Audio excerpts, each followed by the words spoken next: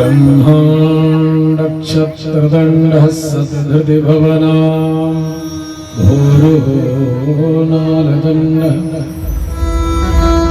श्रोणीनौकोपदण्डः क्षरतमसरितपट्टिका केतुदण्डः ज्योतिश्चक्राक्षदण्डस्त्रिभुवनविजयदम्बदण्डोऽङ्घ्रिदण्डः श्रेयस्मै विक्रमस्ते विपुरदिव्येषिणां कालदण्डः करकलितकपालः कुण्डलीदण्डपाणि तरुणतिमिरनीलव्यालयज्ञोपवीति क्रतुसमयसपर्या विघ्नविक्षेदहेतुः जयति बटुकनाथः सिद्धिदासाधकान्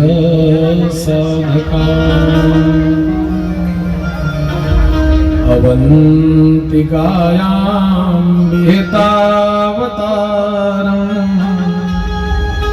लोके प्रदानाय च सज्जनानाम् अकालमृत्यो परिरक्षणार्थं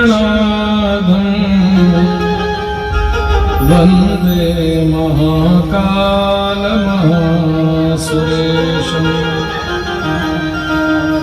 वन्दे महाकालमहासुरेशम् ध्याये नित्यं महेशं रजतगिरिनिभं चारुचन्द्रावतंसं रत्नाकल्पोज्ज्वलाङ्गं वरसुमृगवरा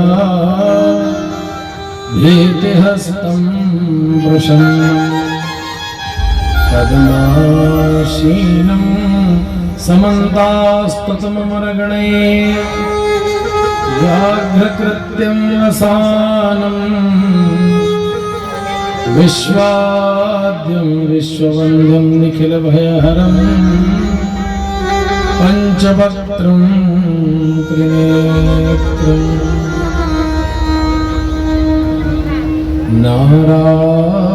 नारायणं नमस्कृत्य नरं चैव नरोत्तमं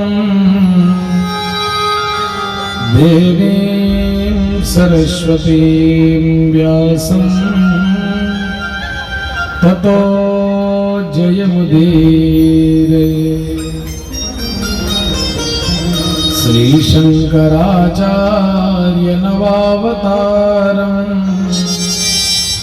विद्वद्वरेण्यं च यतीन्द्रमुख्यं कलौ युगे धर्मयुगप्रवर्तकम् वन्दे सदा श्री कपिलेश्वरं गुरुम् तेजोमय महाविद्यां शेखरां चितिमस्तकां रक्तां चतुर्भुजां वन्दे श्रीविद्या गुरुपादुकाम्। आइए हनुमंत विराजिए कथा कहो मति अनुसार प्रेम सहित गादे धरो पधारिए पवन कुमार सियावर रामचंद्र की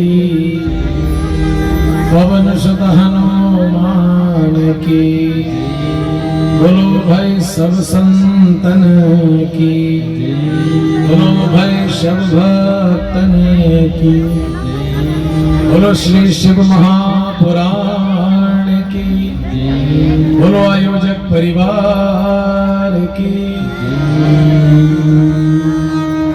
परम मंगलमय परात्पर कारण करुणावरुणालय तड़द्दुत विनिंदित श्वेतांबरधारी भगवान भूत भावन भगवान देवादिदेव महादेव की महती कृपा से और पीहर बाबा के आशीर्वाद से, उनकी अनुकंपा से यह दिव्य श्री शिव महापुराण आज चतुर्थ दिवस की ओर बढ़ रहा है।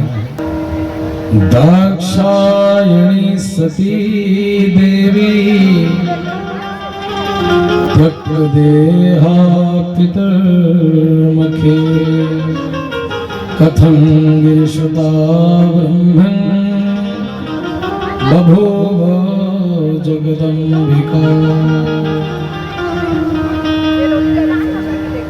नारद जी महाराज प्रश्न करते हैं, कल आपने पूर्व प्रसंग में श्रवण किया कि किस प्रकार से जगज्जननी जगदम्बा सती महारानी अपने पिता दक्ष के यहाँ यज्ञ में गई। वहां देवादिदेव महादेव भगवान भोलेनाथ का कोई स्थान न देख करके यज्ञ में उनको क्रोध हुआ। उन्होंने इतना क्रोध किया कि अपने ही शरीर को दग्ध कर दिया और वह यज्ञ भगवान भोलेनाथ के कोप का भाजन हुआ, यज्ञ विध्वंस हुआ। भो वीर ते भद्र, वीरभद्र को भगवान ने प्रकट किया, त्रिशूल हाथ में लेकर के जाकर के समस्त यज्ञ को तहस नहस कर दिया। जितने भी भूत प्रेत पिशाच डाकिनी शाकिनी सब जा करके जितना भी यज्ञशाला में सब तैयारियां थी सबको अस्त व्यस्त ध्वस्त कर दिया। जो भी खीर वगैरह बना था सब में जा के नहाते थे और चिल्लाते थे हर हर, ऐसे सबको अस्त व्यस्त कर दिया। जितने भी देवता भगवान शिव के अपमान के समय में प्रसन्न हो रहे थे उन लोगों को चित्रवध कर दिया। भृगुम बबंध मणिमान वीरभद्र प्रजापति चंडी स पूषणम देवम भगम नंदीश्वरो गृही। सबको यथोचित दंड मिला। आज जितने भी देवता थे सबके सब भागे भागे गए ब्रह्मा विष्णु के पास। उन्होंने कहा कि बताओ, जब हम तीनों नहीं गए यज्ञ में तो फिर आप लोग क्यों गए यज्ञ में? देवताओं ने कहा महाराज हमें इनविटेशन कार्ड मिला था, निमंत्रण कार्ड। क्या मिला था? निमंत्रण कार्ड, इसलिए हम लोग गए थे। बोले निमंत्रण कार्ड तो कभी भी कोई भी किसी को भी दे सकता है, जाना है या नहीं जाना है ये तो अपने ऊपर है ना कि किस जगह जाना है किस जगह नहीं। जब हम ब्रह्मा विष्णु महेश नहीं गए तो तुम देवता क्यों चले गए दक्ष के बुलाने पर? अरे जब दक्ष ने बुलाया तो हम लोग नहीं गए तो आपको भी नहीं जाना चाहिए। बोले महाराज अब जो हो गया, अब आगे से अब ऐसा नहीं होगा, आप जो है क्षमा कराएं और इस यज्ञ को भी पूर्ण करें। उन्होंने कहा ठीक है, आप ये जो यज्ञ है इस यज्ञ को तो साक्षात देवादिदेव महादेव ही पूर्ण कर सकते हैं। समस्त देव समुदाय को लेकर के भगवान भोलेनाथ के दरवाजे बज गए। कैलाश के उच्चतम शिखर पर सभी देवताओं ने जाकर के भगवान की बड़ी प्यारी स्तुति गाई। हे देवादिदेव महादेव, हे भूत भावन भोलेनाथ, आप तो आशुतोष हैं। क्षणे रुष्टा क्षणे तुष्टा, रुष्टा तुष्टा क्षणे क्षणे। क्षण भर में यदि आप नाराज हो जाते हैं तो क्षण भर में प्रसन्न भी हो जाते हैं। ऐसा देव और कोई नहीं है जो क्षण भर में प्रसन्न हो जाए। मेरे प्यारे श्रोताओं, भगवान महादेव को कुछ नहीं चाहिए। यदि एक लोटा जल बढ़िया शुद्धता पवित्रता से बढ़िया चढ़ा दिया जाए मन से तो भी प्रसन्न हो जाते हैं। मानस पूजा वही है। रत्न कल्पितमासनम हिमजले स्नानम च दिव्यांबरम। हम लोगों में वो सामर्थ्य नहीं कि हम भगवान की स्तुति पूजा कर सके। संचार पदयो प्रदक्षिण विधि स्तोत्राणि सर्वागिरो। जो हम और आप लोग सब चलते फिरते रहते हैं ना, वो भगवान शिव की परिक्रमा ही करते हैं। और जिन भर जो हम लोग बात करते रहते हैं, आपस में बात करते हैं, वही भगवान की स्तोत्र गाते हैं। ऐसा भाव हम लोग प्रकट करते हैं, बनाते हैं। मानस पूजा में मन से भी यदि भगवान शिव का पूजन कर लिया जाए तब भी भवसागर से मुक्त हो जाते हैं। ऐसे देवादिदेव महादेव।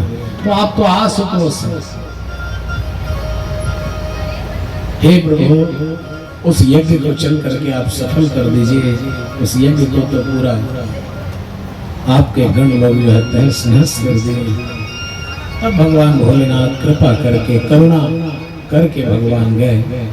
ऐसे देवादिदेव महादेव भोलेनाथ जाकर के समस्त यज्ञ को स्वस्थ किए। जितने जजमान थे, बोलो जजमान कहाँ है? बोले धड़ तो ये पड़ा है, सिर सुहा हो गया। तो बोले बकरे का सिर लगा दिया जाए, ये जीवित तो हो जाएंगे। तुरंत बकरे का सिर लगा करके शल्य चिकित्सा के द्वारा जोड़ा गया और देखते ही देखते इसमें प्राण आ गए और सामने ही भगवान के स्तुति गाने लगे कि भूयान अनुग्रहो भवता कृतो में।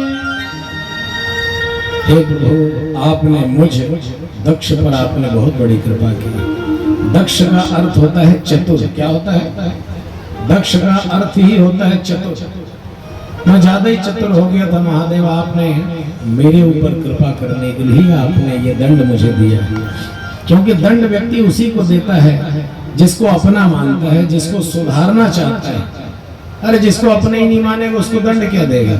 इसलिए आपने मुझे अपना माना, इसलिए आपने मुझे दंड दिया। हे भोलेनाथ, आपकी असीम कृपा है मुझ पर। लेकिन बकरे का मस्तक होने के कारण जो है मैं टाइप कर रहे थे। तो भगवान भोलेनाथ बड़े मुस्कुराए अपने ससुर जी को देख करके। भारी मैं कर रहे थे। अब देखो सही में मैं कर रहे हैं। क्योंकि इतना श्राप दिए थे, भगवान भोलेनाथ को ही श्राप दे डाले थे। कहे कि किसी भी क्षः देवाम लभते, किसी भी देवगणाधम, किसी भी देवता के साथ शिव को भाग न दिया जाए। लेकिन कई संत महात्मा कहते हैं ठीक ही कह रहे हैं। जो दक्ष ने कहा था कि किसी देवता के साथ में भगवान शिव को भाग न दिया जाए, अच्छा ही बोले थे। क्यों? क्योंकि भगवान शंकर देव नहीं है, वो तो महादेव है। इसलिए उनके लिए स्पेशल होना चाहिए, अलग से उनके लिए भाग देना चाहिए। अयम तो लोकपालानाम यशोगनो निरपत्रपः।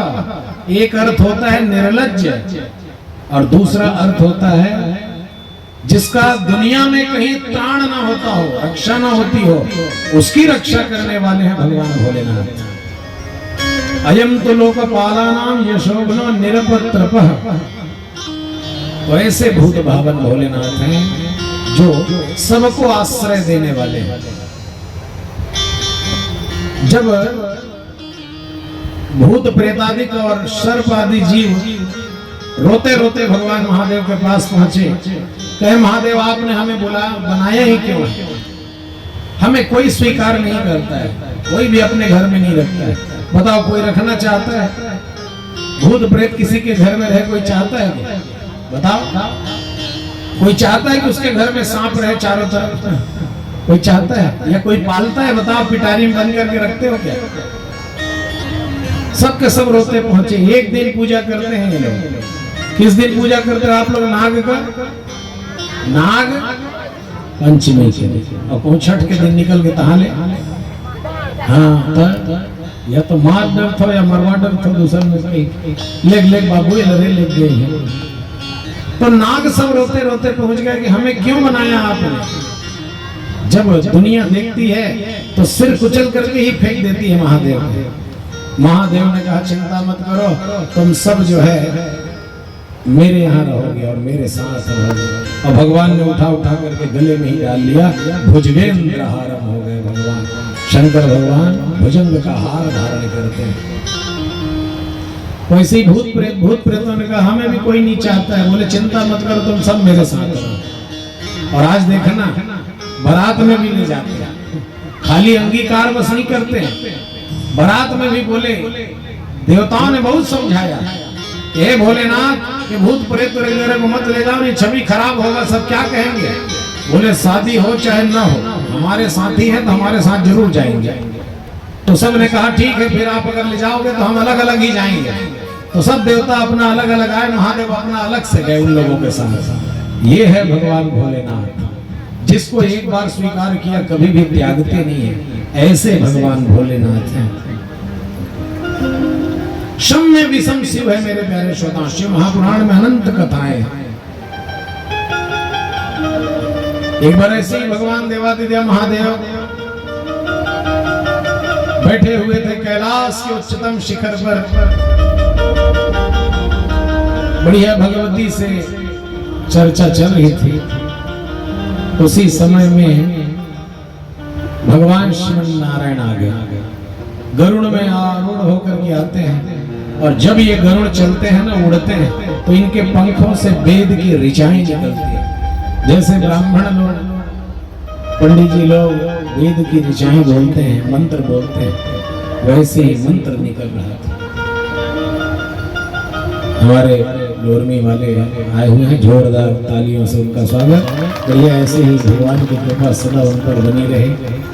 दिव्य कथा हुई थी, भागवत की कथा पहले उन्हीं के यहाँ हुई, उसके बाद आज महादेव की कृपा से और आप सबके बढ़िया प्रेम से, कल्याण जी के बढ़िया मन से यह दिव्य श्री शिव महापुराण की कथा चल रही है।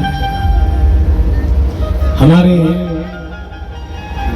परम पूजनीय माता जी एवं पिताजी भी आए हुए हैं, जोर शोर का भी तालियों के साथ स्वागत।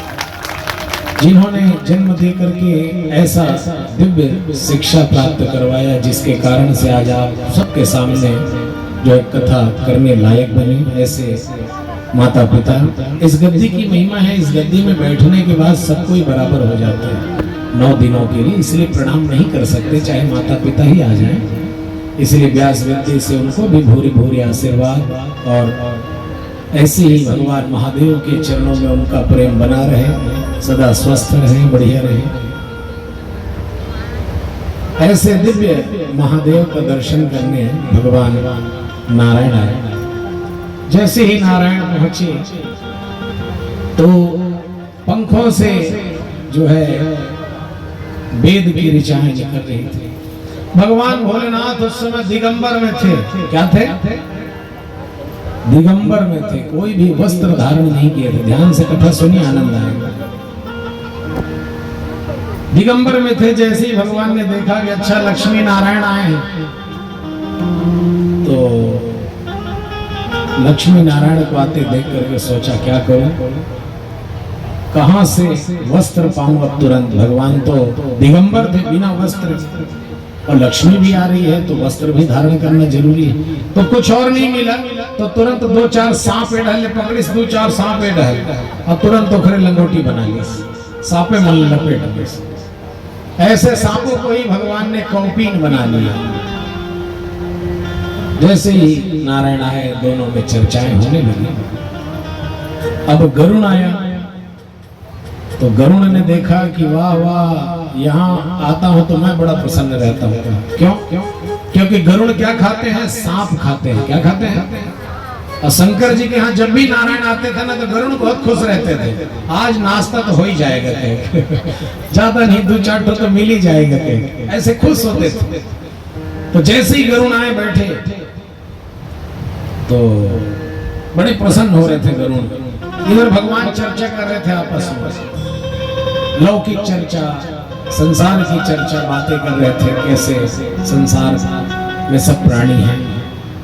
उधर गरुड़ धीरे धीरे आगे बढ़ रहे थे, देख रहे थे कौन से नागों को, जो भगवान के कौपीन बने थे। सोच रहे थे अच्छे मोटे ताजे हैं, अगर 1-2 भी मिल जाएगा तो नाश्ता हो जाएगा। ये नहीं सोच रहे हैं कि भगवान शंकर फिर से दिगंबर हो जाएंगे बिना कपड़े के, लेकिन आगे बढ़ते जा रहे। जैसे जैसे आगे आए तो सांप और ज्यादा सिकुड़ गए शरीर में भगवान के। बोले हे महादेव अब तो रक्षा करो।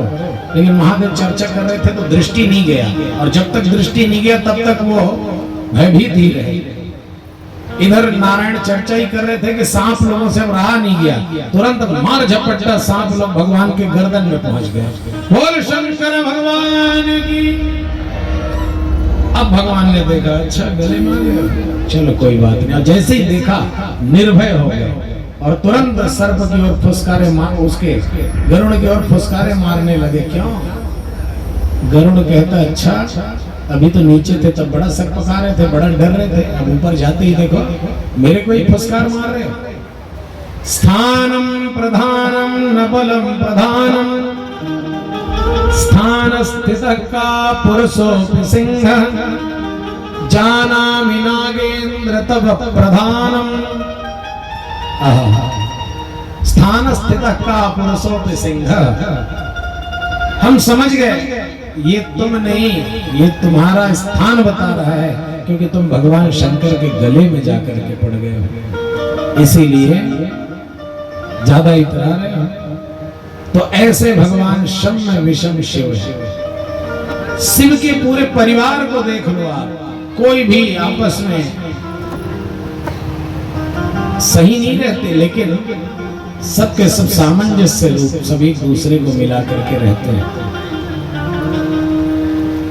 जब भगवान के पुत्र आते हैं गणेश, तो उनका जो वाहन है वो भी डरा हुआ रहता है, कहीं सांप मुझे न निकल जाएगा, क्योंकि सांप क्या खाते हैं, मुसवा खाते हैं, तो गपक से गपक न जाएगा, क्योंकि एक जरा सा दृष्टि कहीं भगवान नहीं देखे तो जौहर हो जाए, तुरंत सांप मन खा जाए।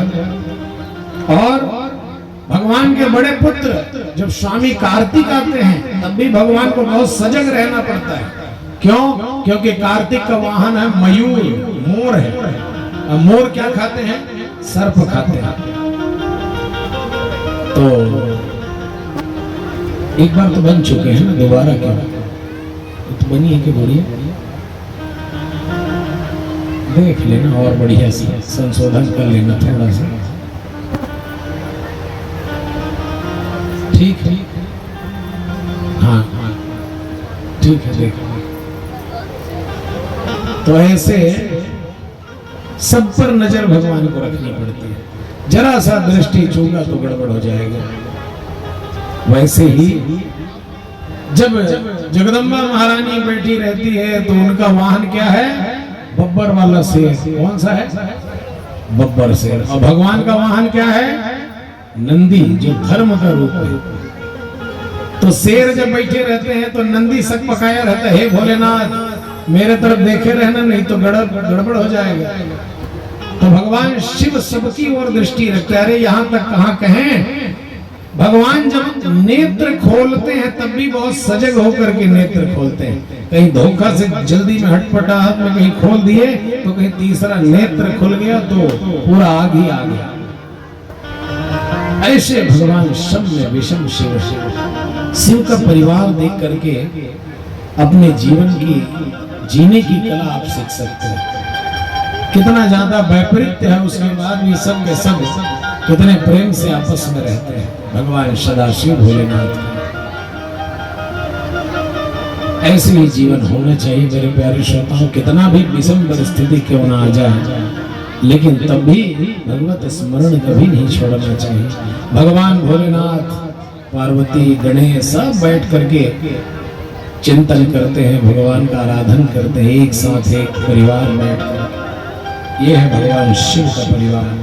इसीलिए सर्वप्रथम पूज्य यदि कोई है तो गणपति है। गणपति एक पोस्ट है, और किसी देवता के बेटा लोगों का पूजा नहीं होता है, लेकिन धन्य है भगवान शिव जिनके एक नहीं दोनों पुत्रों का जो है पूजा होता है संसार में। अब खाली बेटा ही नहीं, पत्नी भी पूजी जाती है, नव दुर्गा देवी दुर्गा मैया भी पूजी जाती है। धन्य है ऐसे भगवान शिव और उनकी लीला और उनकी माया। तो ऐसे दिव्य उस यज्ञ को भगवान ने पूर्ण किया। यह दिव्य श्रीमद शिव महापुराण श्री तुलाराम राजपूत जी, श्रीमती शिव कुमारी राजपूत जी और हमारे मुख्य यजमान चिरंजीव श्री कल्याण सिंह जी, सौकांक्षी शीतल जी के द्वारा यह दिव्य शिव महापुराण का आयोजन किया जा रहा है। उनके समस्त परिवार के, पूर्वजों के, सबके कल्याण के लिए ऐसी दिव्य कथा जो कई जन्म जन्मांतर, युग युगांतर, कल्प गल्पांतरों के भाग्योदय से प्राप्त होता है। न स्वेच्छा न परीक्षा, जब होती है तो ईश्वर इच्छा। ये कई जन्म जन्मांतरों के पुण्य से होता है, पैसे कौड़ी से नहीं होता है कि पैसा रखा है तो हो जाएगा। कोई चाह लेना, पैसा रखा है तब भी नहीं होता है, कितना ही सोचा रहेगा तब भी नहीं हो पाता है।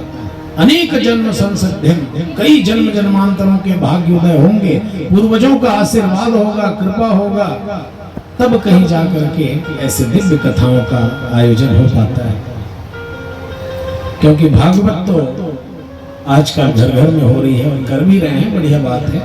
भागवत भी करना चाहिए, राम कथा करना चाहिए। राम कथा आजकल जनमानस में पूरे हैं। छोटे छोटे बच्चों को भी जो है चौपाइयाँ, दोहे, सोरठा, छंद सब याद है। धन्य है हमारी छत्तीसगढ़ की धरा, जहाँ इन सब कथाओं को हमेशा हर ग्रामीण एरिया में करते हैं नवधा के माध्यम से। ऐसे जो है जनमानस में रामचरितमानस का प्रचार प्रसार है। अन्यत्र उतना आनंद नहीं है जितना हमारे छत्तीसगढ़ में।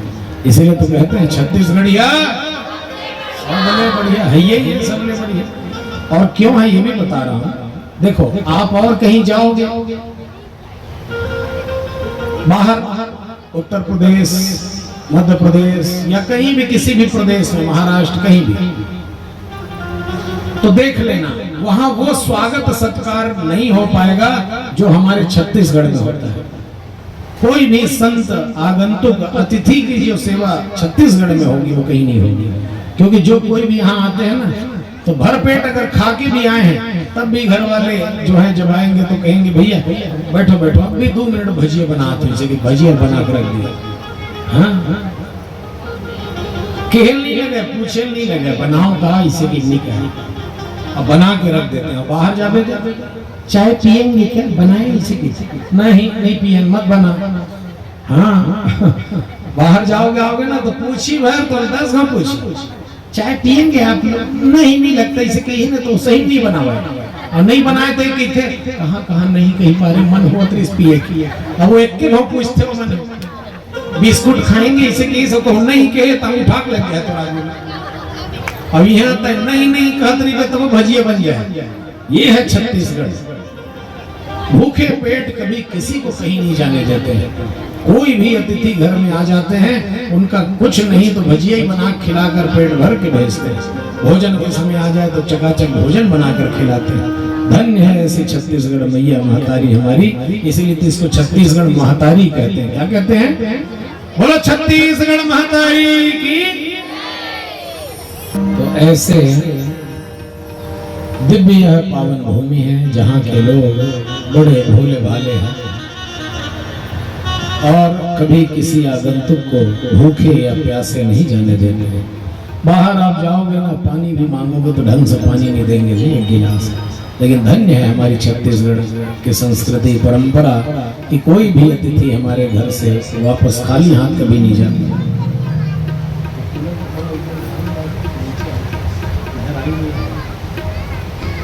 ऐसे जो है दिव्य छत्तीसगढ़ महतारी।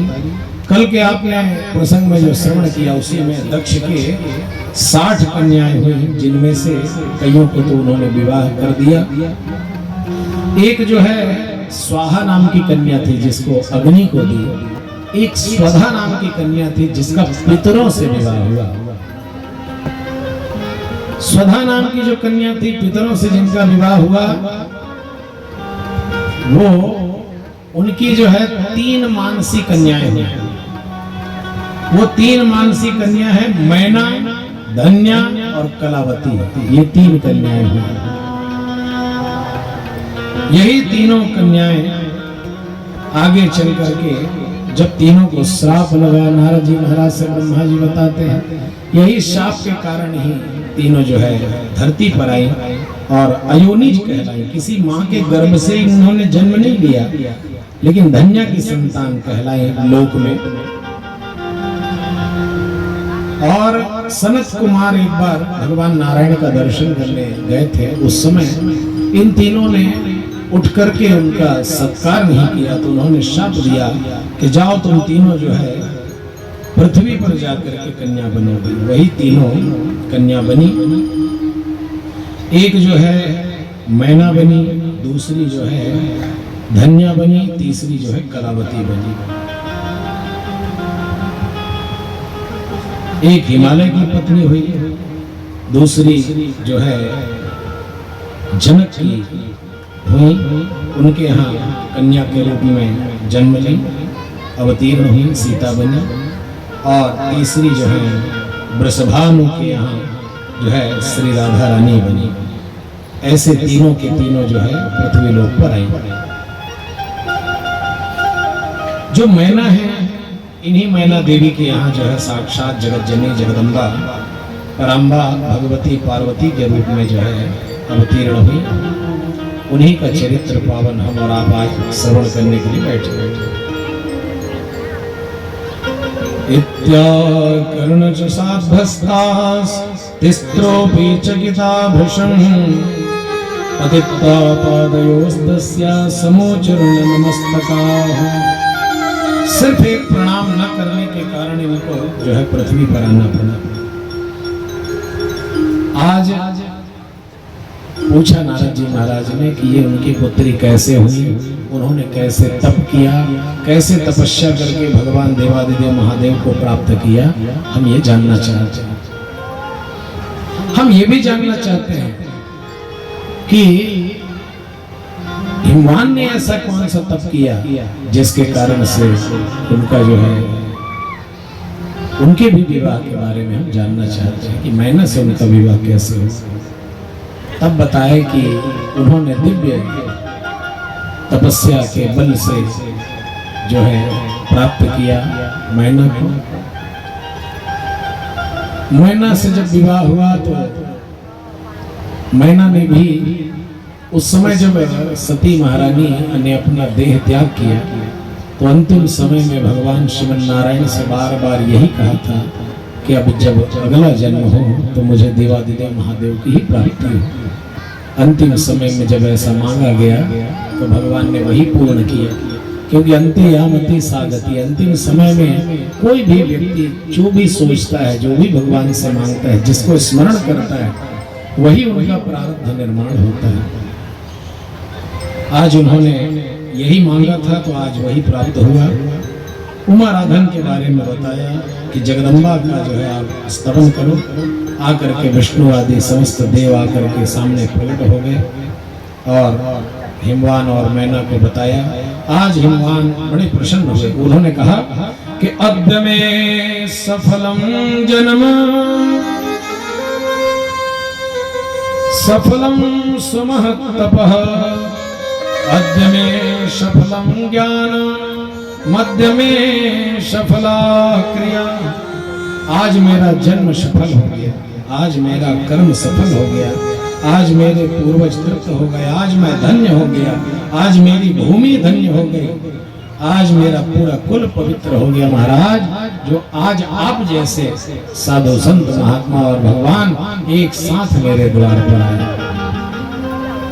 भगवान नारायण स्वयं गए थे जाकर के बताने के लिए कि आप जो है तपस्या करो, तय करो। जब सबको देखा तो उन्होंने खूब स्तुति की। देवता बोले कि हिमाचल महाप्राज्ञ सुनवस्मद्वचम हितम यद्मर्मागतः सर्वे तद्ब्रूमः प्रीतितो वयम्।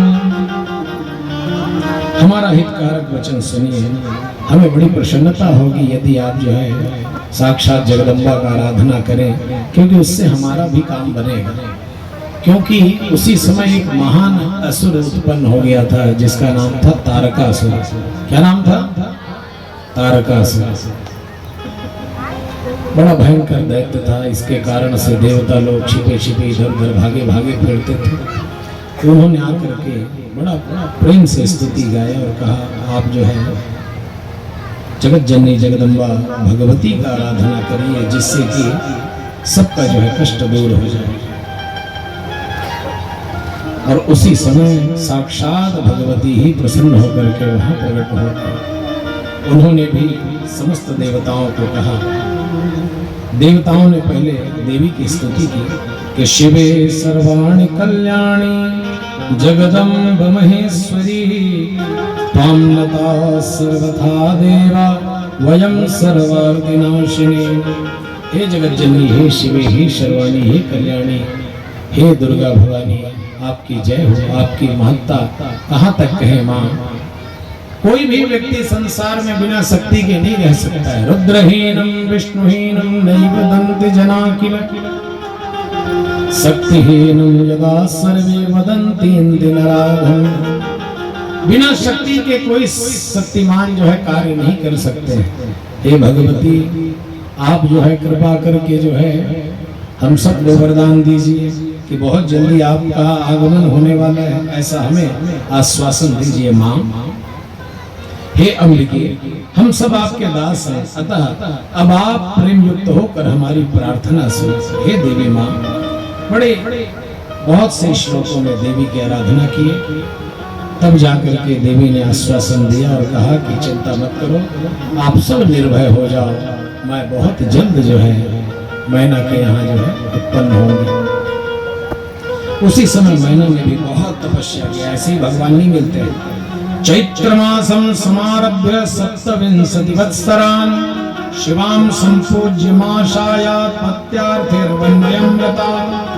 संतान की कामना से मैना ने चैत्र मास में आरंभ करके 27 वर्षों तक प्रतिदिन तत्परता पूर्वक शिवा की आराधना की। ऐसे वैसे दिन नहीं, 27 वर्ष तक पूजा करती है। कैसे? कहे कि अष्टमी तिथि को उपास रहती थी, नवमी तिथि को भोग लगाती थी, लड्डू, पीठी, खीर, गंध, पुष्प आदि अर्पण करती थी। उमा देवी की मिट्टी बना करके, मिट्टी से जो है उनकी मूर्ति बना करके उनका पूजन करती थी। और यहाँ तक लिखा है, वे कभी निराहार रहती थी, कभी व्रत धारण करती थी, कभी जल पी करके रहती थी और कभी कभी हवा पी करके रहती थी। जैसे आपने भागवत में श्रवण किया है कि ध्रुव जी महाराज वायु भक्षण करके 5वें महीने में ध्यानम ब्रह्म पदैकेन तस्थस्थाणु रिवाचल, अंतिम महीने में उन्होंने वायु पीना भी बंद कर दिया था। वैसे ही मैना भी हवा पी करके रह जाती थी। ये यौगिक क्रिया होती है जिसमें कोई भी भोज्य पदार्थ खाने की आवश्यकता नहीं होती है, कुछ भी खाना पीना नहीं पड़ता है। बस एक बार श्वास लेते हैं, ऐसे कहकर श्वास भरते हैं और हवा ही पी करके दिन भर जो है महात्मा लोग बिना कुछ खाए रह जाते हैं। लेकिन हम और आप लोग साधारण जो मनुष्य हैं, वो लोग ये सब क्रिया नहीं जानते हैं। हम लोग, आप लोग बिना भात के नहीं रहते हैं क्योंकि भगवान कन्हैया को और राम जी को भी तो भात प्रिय है। भागी चले किलकत मुख दधी ओदन लपटाए, दही भात का कौर भगवान खाते हैं। वैसे ही कन्हैया भी, उनको भी दही भात बहुत पसंद है। ऐसे लेकिन धन्य है मैना मैया जो इतने दिनों तक उपवास रह करके और दिव्य कठोर तप उन्होंने किया। 27 वर्ष हो गया। 27वें वर्ष की समाप्ति जब आई, तब जगत जननी शंकर कामिनी हुआ अत्यंत प्रसन्न हुई और मैना उत्तम भक्ति भाव से संतुष्ट होकर के अनुग्रह करने के लिए उनके सामने ही प्रकट हो गए। देव्युवाच वरम ब्रूहि महाशाद्रि यत्ते मनसि वर्तते सुप्रसन्ना च तपसा तवाहं गिरिकामिनी। हे गिरिकामिनी, मैं तुम्हारी तपस्या से अत्यंत प्रसन्न हूं। कहा शिवा ने, कहा कि मांगो, क्या मांगती हो आप? जो मांगना है आप मांग सकती हो। जो बड़े बड़े योगेंद्र मुनिंद्र मुलात्मा जैसे तपस्या करते हैं, आपने वैसी तपस्या की। मैना ने कहा, हे देवी, देवी प्रत्यक्षतो रूपं दृष्टं तव मयाधुना त्वामहं स्तोतुमिच्छामि प्रसन्ना भव कालिके। हे कालिके, मैं बस आपके उस रूप का प्रत्यक्ष दर्शन आपका हो गया, बस मुझे कुछ नहीं चाहिए। जब ऐसा उन्होंने कहा, तब माँ ने ही कहा कि किस कारण से आपने किया है, वसन मैं जानती हूँ, क्योंकि इनका नाम है महामाया, जगतकारिणी, चंडिका, कुमुदा, अंबिका, ये सब नाम है माँ की। आप जिस कारण से यह व्रत रही हैं, उस कारण को मैं जानती हूँ। बहुत जल्दी शीघ्र जो है मैं आपके घर पुत्री के रूप में अवतीर्ण होकर के आऊंगा। ऐसा जब कहा तो मैना बड़ी प्रसन्न हुई। उन्होंने फिर से देवी की स्तुति गाई कि हे शिवे, शिवे जय जय प्राज्ञ महेश्वरी भवाम्बिके, वर योग्या स्वहं चेते वृणे भूयो वरम वरम। मैं आपसे यही वर मांगती हूँ, आप चाहे तो कि 100 पुत्र थे, 100 पुत्र हुए और उन पुत्रों के बाद एक पुत्री हुई। कितने बेटा हुए? बेटा कितने हुए? 100 बेटा हुए और एक बेटी हुई। बताओ। लेकिन लिखा है हमारे शास्त्रों में मेरे प्यारे श्रोताओ, 10 पुत्र क्षमा कन्या। 10 बेटा एक तरफ और एक बेटी की महिमा एक तरफ, क्योंकि बेटी दोनों कुलों को दीप को जलाने वाली होती है। अब इनके बेटों में सबसे बड़ा जो था मैनाक था। कौन सा था? मैनाक। इनके जो बेटे थे 100 बेटों में सबसे बड़े। अब बेटी में सिर्फ यही जो थी उमा महारानी, और ऐसे जो है उनको आशीर्वाद दिया। गर्भस्थ जब गर्भ में आए तो समस्त देवी देवता सब के सब जो है सभी ने स्तुति गाई जगदम्बिका महारानी की। कहा कि हे देवी, हे जगदम्ब महादेवी सर्वसिद्धि विभागिनी, देव कार्य करित्रम ही सदा तत्त्वं नमामहे। हे जगत जननी जगदम्बा महारानी, आपने हम सबके कारण जो है यहाँ अवतीर्ण लिया है, गर्भ में आप पधारी हैं, आपकी जय हो जय हो। हे भक्त वत्सले, हर प्रकार से देवताओं ने खूब स्तुति भूरी भूरी प्रशंसा की। मैंने भी जो है तब उनकी आराधना की, स्तुति की। जगदम्ब महेशाली कृतार्थ करुणापया आविर्भूता मम पुरो विलसन्तिं जगदम्बिके। आपने बड़ी कृपा करके यहाँ प्रकट हुई, आप धन्यवाद। भूरी भूरी प्रशंसा की उनकी। ब्रह्मा जी ने अलग स्तुति की, जितने देवता थे सब के सब आए, सभी ने देवी की स्तुति की। आइए एक भजन के माध्यम से हम और आप भी गर्भस्थ देवी मैया की स्तुति गाएं। बोलो जगदम्बा महारानी की।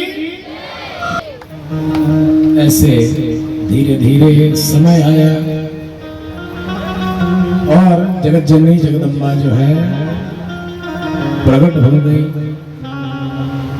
साक्षात रूप में प्रकट हुई। भगवती जो है अष्टभुजी बन करके प्रकट हुई। माँ मैना ने देखा कि ये तो माँ के रूप में प्रकट हुई है, मुझे तो पुत्री चाहिए। तब उनसे प्रार्थना की, हे जगदम्बिके, मुझे वह सुख प्रदान करिए जो एक माँ को एक छोटे से संतान प्राप्त होने पर होता है। और माँ समझ गई कि ये क्या कहना चाहती है। मैंने तुरंत जो है जगदम्बिका छोटे से पुत्री के रूप में प्रकट हो गए। उसी पुत्री को गोद में लेकर के खिलाया। जब कोई भी माँ बनती है तो उसका सुख सिर्फ वही जान सकती है कि क्या सुख होता है माँ बनने में। माँ का भी दूसरा जन्म ही होता है मेरे प्यारे श्रोताओ। प्राकृत संसार में माँ को जितनी वेदना जितनी पीड़ा होती है और किसी को क्या होगा। जब माँ बनती है, माँ ने हृदय से लगा लिया पुत्री को। दिन प्रतिदिन वो कन्या बढ़ने लगे। और कैसे कहे, शरद ऋतु में जैसे शुक्ल पक्ष की चांदनी बढ़ती जाती है, बहुत ज्यादा उजाला होते जाता है, चंद्र की कलाएं बढ़ती जाती है, वैसे ही कन्या कब बड़ी हो जाती है पता नहीं चलता। और सच्ची बात है, हम आप लोगों के भी संसार में कन्या कितनी जल्दी बड़ी हो जाती है, सयानी हो जाती है, विवाह के योग्य हो जाती है, पता ही नहीं चलता। आज कन्या धीरे धीरे धीरे धीरे बढ़ने लगी और आज माता पिता को भी चिंता सताने लगी कि विवाह कैसे हो।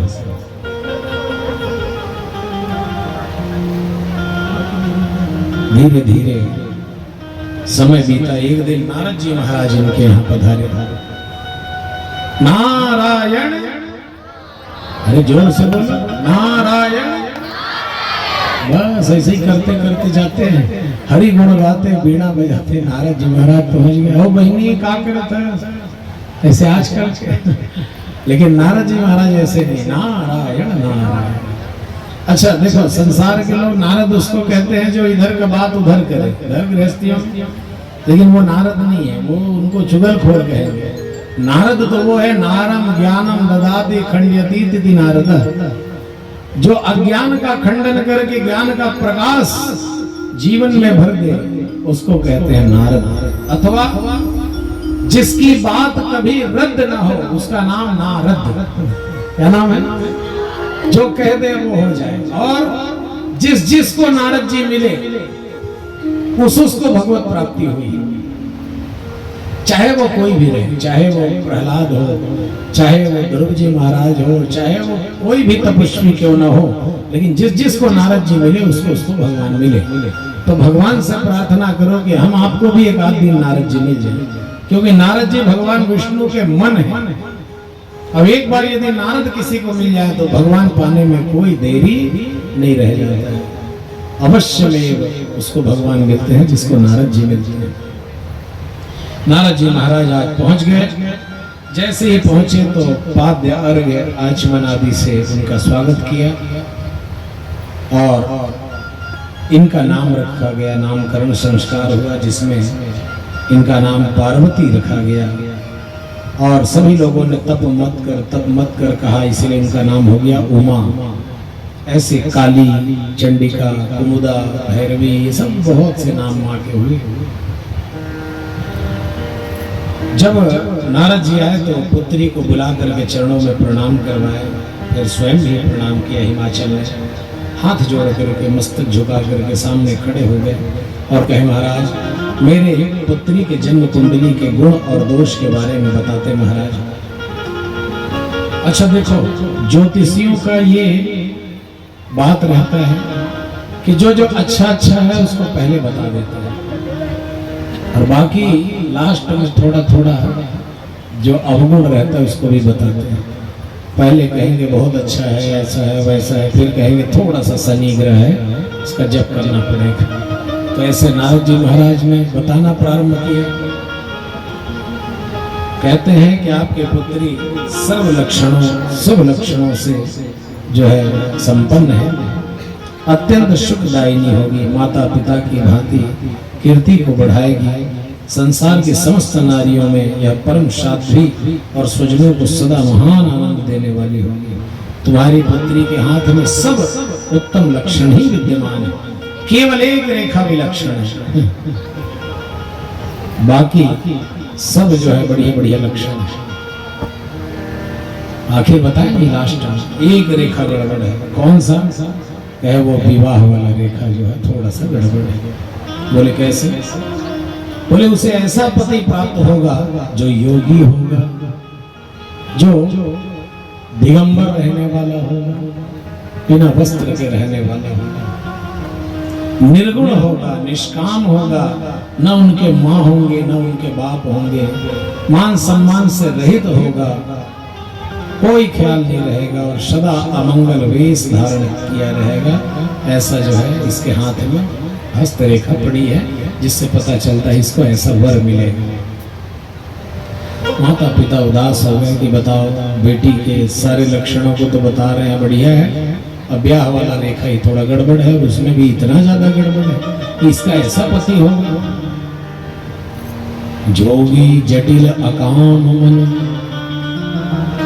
कैसा होगा पति? नगन अमंगल भेष, अस स्वामी कह मिलहि परिहस्त सिरे। ऐसा इसको वर मिलेगा।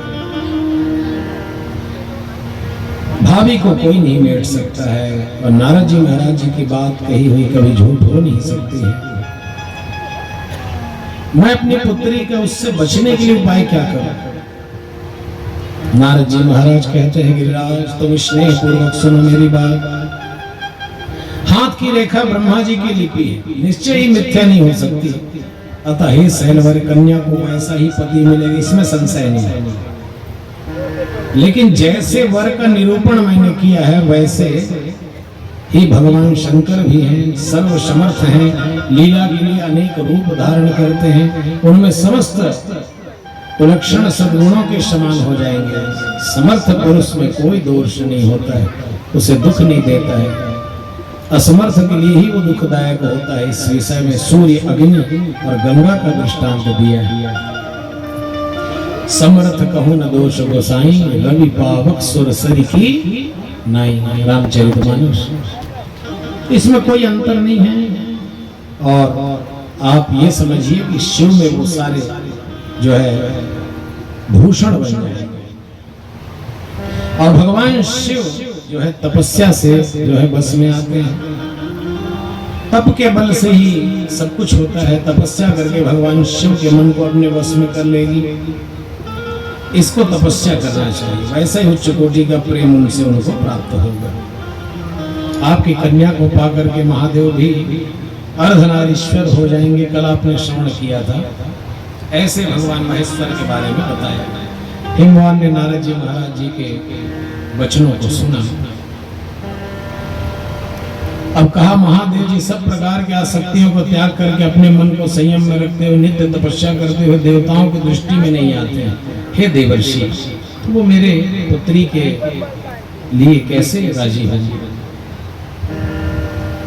सती के समक्ष एक उन्होंने प्रतिज्ञा किया था, दक्ष कुमारी मेरी सती, मैं तुम्हारे सिवा दूसरी किसी स्त्री का जो है अपने पत्नी बनाने के लिए न वर्ण करूंगा न ग्रहण करूंगा। यह मैं तुमसे सत्य सत्य कह रहा हूं। ऐसा भगवान ने सती को कहा था। अब सती के न रहने पर किसी और स्त्री को कैसे ग्रहण कर सकते हैं?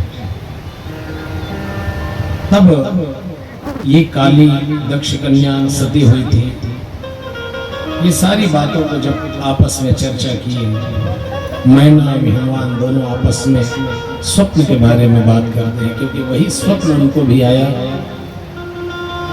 और आज पार्वती मैया को भी वही स्वप्न आया।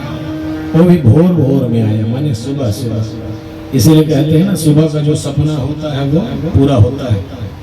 दोनों ने स्वप्न के बारे में बात किया।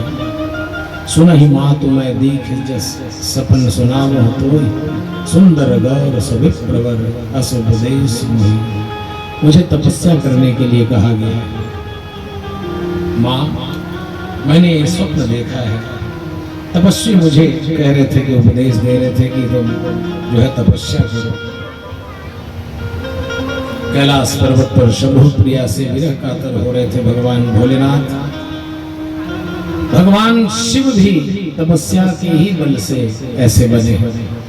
तप के बल से ही भगवान शिव भी है। तपस्या करने के लिए भगवान स्वयं ही आज हिमवान के यहाँ पधारे और बैठ करके तपस्या करने लगे। इसीलिए तो कहते हैं शंकर सहज स्वरूप सम्हारा लाग समाधि अखंड अपार। भगवान शिव जब राम राम राम राम राम राम कहते हैं तो भगवान शिव को दिव्य हजारों वर्षों तक की समाधि लग जाती है। मेरे प्यारे श्रोता,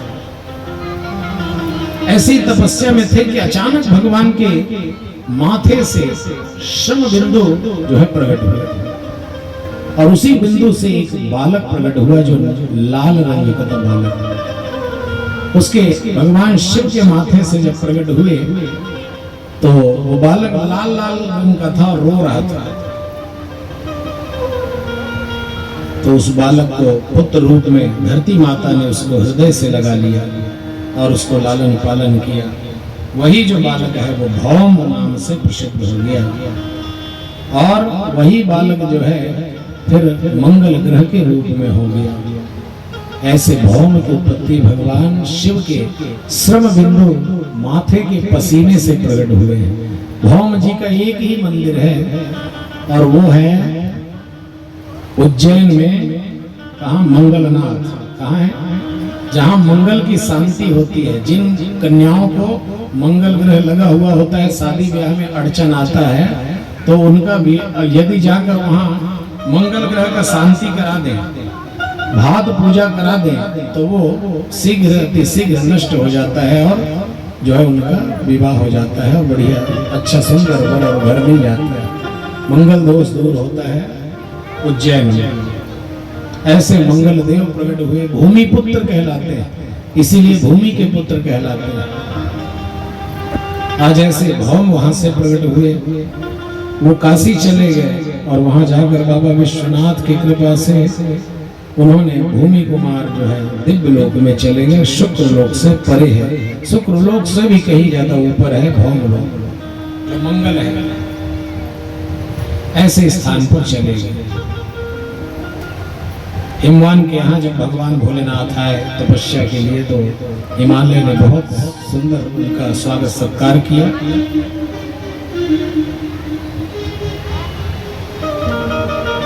गंगावतार नामक तीर्थ में भगवान गए और परम पावनी गंगा पहले भूतल पर अवतीर्ण हुई। जितेंद्रिय हर ने रहकर तपस्या आरंभ की, आलस रहित होकर के, चेतना रहित होकर के वहां मौन रह करके दिव्य तपस्या किया। ऐसे भगवान देवादिदेव महादेव भोलेनाथ। इसलिए हर किसी को चाहिए कि अपना जब भी पूजन हो, भजन हो, वो एकांत में ही होना चाहिए। इधर पार्वती भी सेवा में लग गई और भगवान शिव की सेवा में लगी रही। विद्वानों ने नारी को माया रूपिणी कहा है मेरे प्यारे श्रोता। भगवान बृहस्पतिध्वज शंभु जो है लोकाचार करते हुए हिमालय से बोले, शैलराज यह तुम्हारी कुमारी सुंदर कटि प्रदेश से सुशोभित, तनवंगी, चंद्रमुखी, शुभ लक्षणों से संपन्न है, इसलिए मेरे समीप तुम्हें नहीं आना चाहिए। इसके लिए मैं तुम्हें बारंबार रोकता हूं, क्योंकि लिखा है श्रीमद् भागवत महापुराण में कि मात्रा स्वस्त्रा दुहित्रा च नाविवित्ता सनो भवे बलवान इंद्रिय ग्रामो विद्वान समपि कर्षति। कोई भी तपस्या में, कहीं भी भजन पूजन में कभी स्त्री यदि आती है तो वो बाधा का ही रूप रहती है। इसलिए मैं तपस्वी योगी हूँ और ये तुम्हारी जो कन्या है ये मेरे आसपास भी नहीं आनी चाहिए। स्त्री के संग से शीघ्र ही मन में विषय वासना उत्पन्न होती है, इसलिए वैराग्य नष्ट हो जाता है। वैराग्य नष्ट होने से पुरुष उत्तम तपस्या से नष्ट हो जाता है। इसलिए शैल तपस्वी को स्त्रियों का संग नहीं करना चाहिए, क्योंकि स्त्री महाविषय वासना की जड़ और ज्ञान वैराग्य का विनाश करने वाली होती है। ऐसे दिव्य हिमवान को भगवान ने, भोलेनाथ ने कहा, विशद विवेचना किया भगवान ने। क्या वाणी और प्रकृति दोनों अलग अलग है? वाणी और प्रकृति एक है, दोनों के एक होने से ही साम्यावस्था में दोनों का लय होता है। ऐसे दोनों एक दूसरे के पूरक ही होते हैं, सगुण साकार माने गए। ऐसे दिव्य चर्चा होने लगी। हिमवान ने महादेव को प्रणाम किया। पार्वती जी जो है जाकर के सेवा में लगी ही रही। इधर तारकासुर हुआ तो इसने बहुत ज्यादा सताना प्रारंभ कर दिया देवताओं को। सभी देवता लोग जा करके इसके बारे में बताने लगे, क्योंकि ये तारकासुर ने तपस्या करके दिव्य ब्रह्मा जी से ही वरदान प्राप्त कर लिया था कि भगवान भोलेनाथ के वीर से जो पुत्र उत्पन्न होगा उसी से मेरी मृत्यु होगी, कोई मुझे जीत न सके। और ब्रह्मा जी ने ही ये जो है आशीर्वाद दिया था। सभी लोगों को ये त्रस्त करने लगा। ब्रह्मा जी ने कहा क्या करें, इसको वरदान भी तो मैंने ही दिया है। अरे कोई व्यक्ति अपने से अगर कांटे वाला पेड़ भी लगा देता है तो उस कांटे वाले पेड़ को भी काटता है तो उसको कष्ट होता है, और इसको तो मैंने खुद ही आशीर्वाद दिया है, मैं कैसे इसका अंत कर सकता हूँ। इसका अंत तो भगवान शंभु के पुत्र के हाथों ही होना है। ऐसा कह करके पार्वती बड़ी होने चली। इधर आज इंद्र ने कामदेव को स्मरण किया, कहा कि देखो तुम जो है सबको त्रस्त करने वाले हो। मैं जानता हूं कोई भी देवता हो, कोई कैसा भी मुनि क्यों ना हो, तुम सबको जो है मत डालता। हे मनमत, तुम्हारा नाम मनमत है, तुम ऐसा कुछ करो जिससे कि लोक में उपकारी तुम जैसा मित्र कोई और नहीं है मेरा अभी इस संसार में। जाकर के भगवान शिव के तपस्या को भंग करो। यदि तुम उनकी तपस्या को भंग कर दोगे तभी काम बनेगा। इधर जब बार बार कहा तो उन्होंने कहा, उसको भी गर्व हो गया। उसने कहा आप चिंता क्यों करते हो, मैं तो ब्रह्मा विष्णु महेश हर किसी की तपस्या को भंग करने के लिए समर्थ हूँ, मुझे किसी चीज की आवश्यकता नहीं, मुझे तो बस पुष्पों के बाण बस चलाने हैं और सारा काम हो जाएगा। बसंत मेरा मित्र है, वो मिल करके करेगा और जितनी बाकी शक्तियां हैं वो सब स्त्रियां कर देंगी। ऐसा कह करके पहुंच गया और बाण खींचा। काम ने जैसे ही छोड़ना चाहा तो देखा भगवान भोलेनाथ के कहीं पर भी कोई छिद्र नहीं जहां पर उनको बाण मारो। इधर भगवान भोलेनाथ समाधिस्थ थे। भगवान भोलेनाथ के ललाट के मध्य भाग से जो तृतीय नेत्र है उसमें कालाग्नि प्रकट रहता है। इसने बाईं ओर भगवान के जो है बाण को मारा, पुष्पों का बाण है। जैसे ही बाण मारा तो भगवान भोलेनाथ की आंखें खुली। जैसे ही खुली तो तब तक सभी देवता हाथ जोड़ करके प्रार्थना कर रहे थे, नहीं नहीं प्रभु उसको क्षमा कर देना। इतने में तो वो जो आग था ना, भूमध्य से जो अग्नि निकला, उस अग्नि ने तो धीरे धीरे जा करके कामदेव को जला करके ही भस्म कर दिया। बोल शंकर भगवान की। पार्वती जी का शरीर बिल्कुल सफेद पड़ गया। कांटे तो कोई मतलब इतना ज्यादा कष्ट होगा कि अब काम ही नहीं रह गया तो क्या होगा। पति की मृत्यु से दुखी होकर के रति भी आ गई। थोड़ी देर बाद उसको पश्चाताप हुआ, हाय हाय ये क्या हो गया, मेरे पति नहीं रहे, ये इंद्र ने क्या करवा दिया। रोती चिल्लाती आई। भगवान भोलेनाथ ने स्वस्थ किया, कहा कि चिंता न करो, कोई किसी को सुख या दुख नहीं देता है, जो भी सुख दुख मिलता है वो अपने कारणों से ही मिलता है। जो उसने किया उसका कर्म उसको मिला। अब यदि तुम्हारे पति को तुम्हें प्राप्त करना है तो उसको प्रतीक्षा करनी होगी। अभी ये अनंग होकर के रहेगा, बिना शरीर के ही सबके मन को मथेगा, इसलिए इसका नाम होगा मनमत। और जब यदुवंश में मेरा कृष्ण अवतार होगा कन्हैया का मेरे, उस समय कृष्ण के ही पुत्र के रूप में प्रद्युम्न आएंगे और उसी प्रद्युम्न को संबरासुर जो है उठा करके ले जाएगा, उसको समुद्र में फेंक देगा और सोचने लगेगा वो मर गया। उसको एक मछली निकल जाएगी, मछली निकल जाएगी तो उस समय मायावती बन करके तू रहना और वहीं से तुझे तेरे पति की प्राप्ति होगी। ऐसा भगवान ने वर दे दिया। वही कृष्ण कथा में आप सब श्रवण करते हैं कि कैसे जो है मायावती बन करके रहती है और नाति दीर्घेण कालेन सकार्षणे रूढ़ यौवनः, छोटे से अवस्था में ही धीरे धीरे जल्दी जल्दी बड़े हुए और अपने पत्नी को जो है उन्होंने प्राप्त किया। ये वही कामदेव, ये अनंग रह करके भी जो है आज समस्त लोगों के मन को मथने वाला होगा, ऐसा भगवान ने कहा। और संबरासुर के यहाँ जा करके संबरासुर का अंत करके फिर तुम्हें प्राप्त करेगा, ऐसा भगवान ने बता दिया।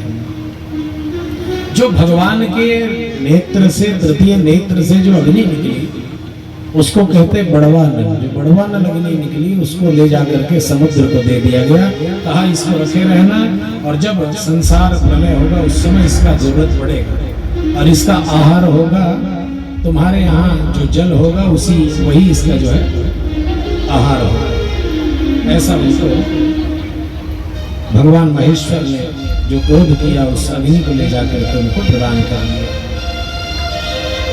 ये सब शंकर की इच्छा से हुआ और जलाधार जो है रहा।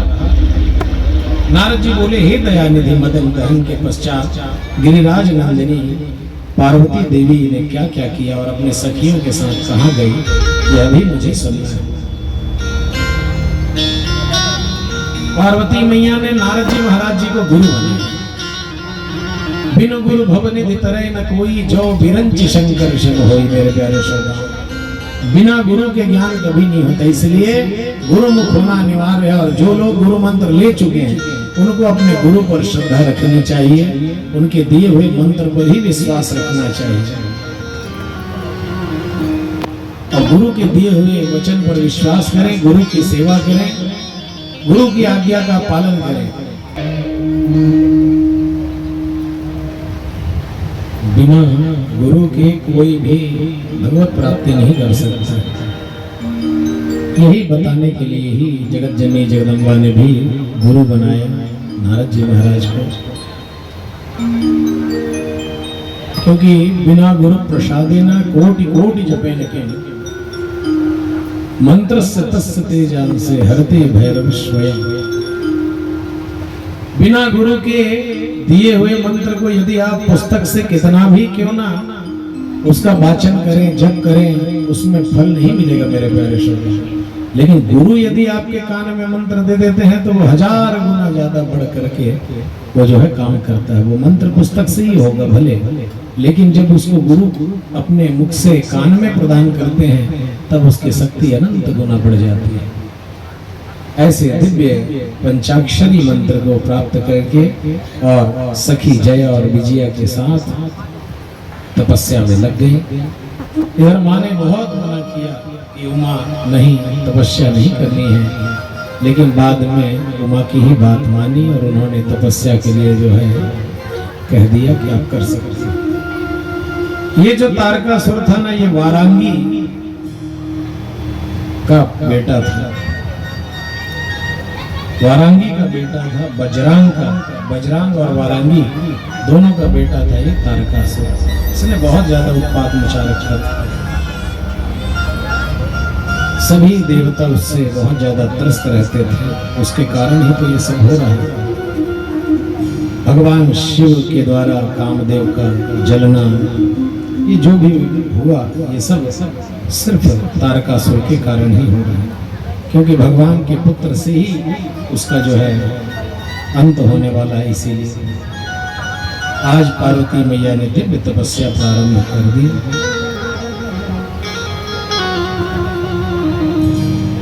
तपस्या करने लगी। पहले ग्रीष्म ऋतु में चारों ओर दिन रात आग जला करके रखते थे और बीच में स्वयं बैठते थे।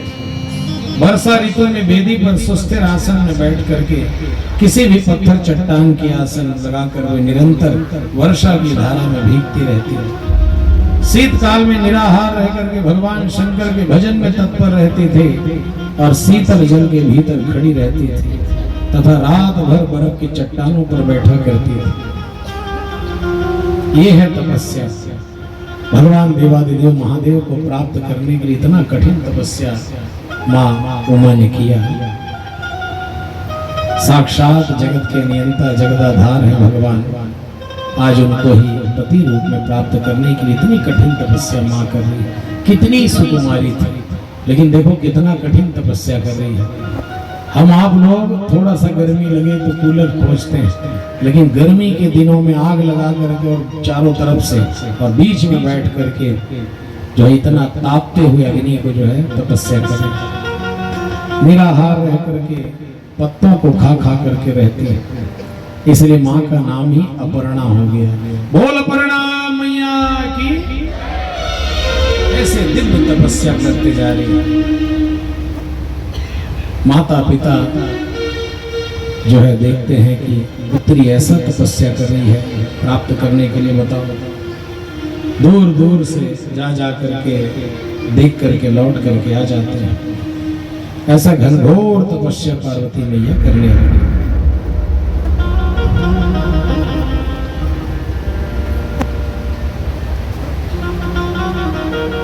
मैया का नाम अपर्णा हुआ। 3000 वर्ष बीत गए जब महादेव जी ने 60,000 वर्षों तक तपस्या किया था। शिवा देवी इस प्रकार चिंता करने लगी कि क्या होगा, क्या मैं नियमों का पालन कर पा रही हूँ। यहाँ तक कि अब धीरे धीरे पत्ता तक खाना छोड़ दी माँ। सभी मनोभावों को समझते हुए, समस्त कामनाओं का परित्याग करते हुए श्री वृषभध्वज भगवान शंकर में ही अनुरक्त हो गई। कल्याणकारी भगवान शिव यहाँ मुझ पर प्रसन्न हो। यदि मैंने नारद तंत्रोक्त शिव पंचाक्षर मंत्र का सदा उत्तम भाव से विधि पूर्वक जप किया हो तो भगवान शंकर मुझ पर प्रसन्न हो। यदि मैं सर्वेश्वर शिव की भक्ति से युक्त और निर्विकार हूँ तो भगवान शंकर मुझ पर प्रसन्न हो। ऐसा आज भगवती पार्वती कहने लगे। इस तरह नित्य चिंतन करती हुई जटाबल कलधारिणी निर्विकार पार्वती मुंह नीचे की ओर सुदीर्घ काल तक तपस्या में लगी रही। बहुत दुष्कर तपस्या उन्होंने किया और ये सब तपस्या के प्रभाव से दृढ़ता को देखते हुए और भी ज्यादा उग्र तपस्या करना प्रारंभ कर दिया। कामदेव को रोज से भगवान ने जला दिया था, ये बात ध्यान में था। देवताओं ने कहा जो कामदेव को भस्म कर दिया है, हम पर कहीं क्रोध कर गए तो हमें भी भस्म कर देंगे। इसलिए भगवान भोलेनाथ के समीप कोई नहीं जा रहा है। इधर गिरिजा कुमारी का तपस्या का फल है। आज भगवान विष्णु को सब कुछ जाकर के बताया। शेष सैया पर भगवान विराजमान रहते हैं। समस्त देवता हठी, क्रोधी और जलाने के उद्यत रहने वाले भयंकर रुद्र अत्यंत भयभीत होकर के बोलने लगे, हे भयंकर कालाग्नि क्षमान दीप्तिमान भयानक नेत्रों से युक्त उस रोज से महाबधु रुद्र हम लोग नहीं जा सके, क्योंकि भगवान ने ही जला करके उसको भस्म कर दिया। हम कैसे जाएं भगवान के? तब भगवान नारायण और ब्रह्मा दोनों के दोनों भगवान शिव के पास गए और जाकर के भगवान से प्रार्थना की कि हे प्रभु, हे शंभो, ये तारकासुर देवताओं को अत्यंत संतृप्त कर रहा है प्रभु, और आपके ही पुत्र से जो है इनका कल्याण होगा। और हम सब लोग जो है बहुत दिन से अभी तक किसी का विवाह नहीं देखे, तो हमारे मन में है ये देवता लोग है ना, ये देवता लोग चाहते हैं कि विवाह देखें। भगवान शंकर ने कहा देखो, विवाह देखना चाहते हो तो किसी के विवाह में चले जाओ। बोले नहीं नहीं, आपका विवाह देखना चाहते हैं, आपके बारात में जाना चाहते हैं। हे प्रभु, आप कृपा करो और इनके इस मनोरथ को पूर्ण करो। भगवान शिव ने कहा कि अच्छा, मेरा विवाह देखना चाहते हैं। तब भगवान की अनुमति, भगवान नारायण ने जब ऐसा प्रार्थना किया तो भगवान शिव मान गए, उन्होंने सहर्ष स्वीकार कर लिया। ऐसे है भगवान देवादिदेव महादेव नास्ता नहीं लगे।